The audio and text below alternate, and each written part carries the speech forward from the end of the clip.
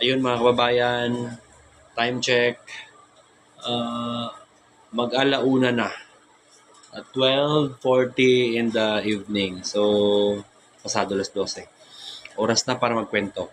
Ang napili kong pag-usapan natin ngayon o ikakwento ko tungkol sa edukasyon. Medyo bibilis-bilisan ko lang kasi oras na rin ang pahinga. Okay? Para sa akin, sariling opinion ko, edukasyon napakahalaga sa bawat tao, lalo sa bansang Pilipinas. Napakahalaga sa bawat Pilipino. Marami mang kapos ngayon sa bayan natin at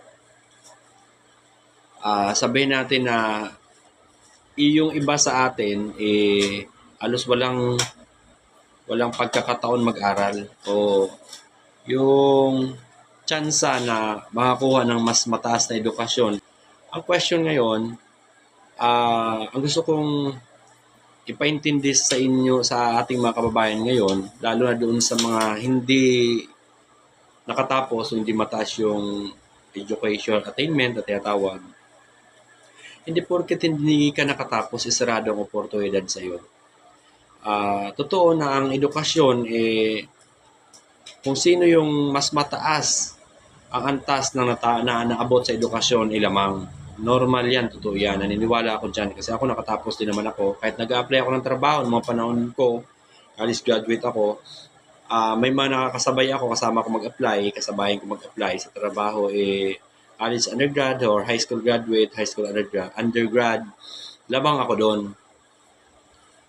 Pag in-interview ko kasi ng HR or mag-apply kasi sa isang office work or yung medyo, sabihin natin, medyo mas maganda o magaan na trabaho, ang titingnan lang naman sa'yo ng HR yung resume mo eh.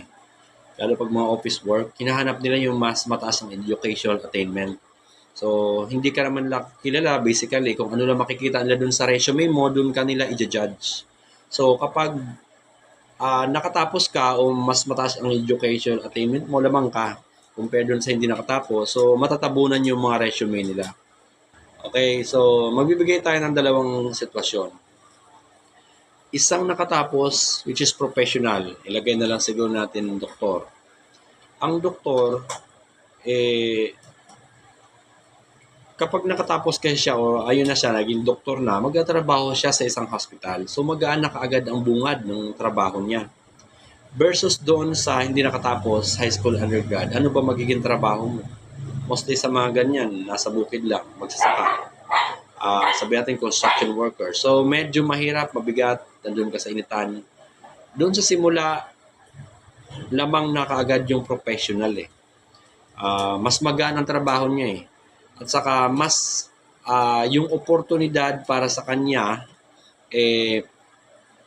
mataas na klaseng oportunidad ang bukas doon sa mga nakatapos, doon sa mga professional. Pero doon naman sa hindi nakatapos, hindi kayo pinagsarahan ng oportunidad. Nagkalat ang oportunidad eh. Kailangan lang buksan niyo yung inyong mga mata.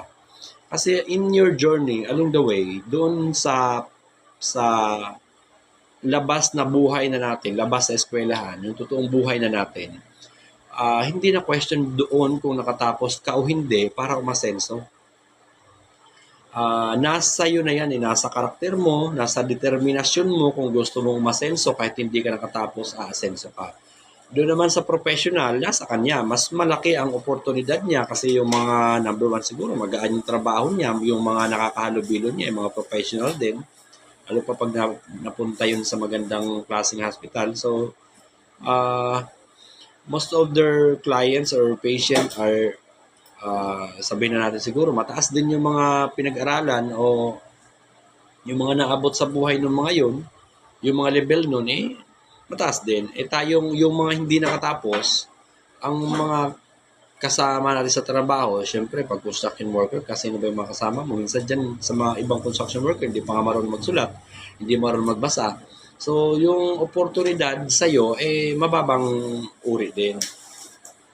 Pero, hindi ka pinagsarahan ng oportunidad kasi kapag andun na tayo sa totoong buhay, hindi na question doon, hindi ka nakatapos dahil nandyan yung oportunidad. Kailangan mo i-grab yan at mamili ka na lang kasi talagang baha ang oportunidad. Masasabi ko yan dahil ako pinagdaan ko ng hirap kahit nakatapos ako. Hindi naman porket nakatapos ka, maganda kagad talaga trabaho mo. Meron din naman ng mga professional na dumaan din naman sa hirap, pero mas maganda ngayon ganun kasi at least kahit papano, mas lamang sila. Naranasan nila yung hirap, pero nakatapos sila, mas mataas yung education attainment nila. Ayun, doon sila lalong lalamang. Okay, doon sa kwento naman ng buhay ng isang hindi nakatapos, buksan mo lang ang mata mo kasi hindi nagkulang ng oportunidad sa lahat. Ang oportunidad ay nandyan lang.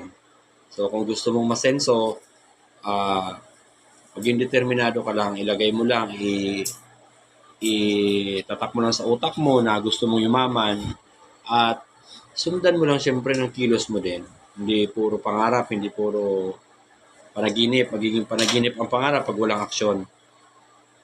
So, ayun yung kaibahan ng edukasyon. Mayroon nga minsan, narinig ko yung kasabihan na kung ipinanganak kang mahirap, hindi mo kasalanan. Pero pag namatay kang mahirap, kasalanan mo na. Totoo yan. Kasi, pag nasa totoong buhay na tayo, nandyan naman na yung oportunidad eh.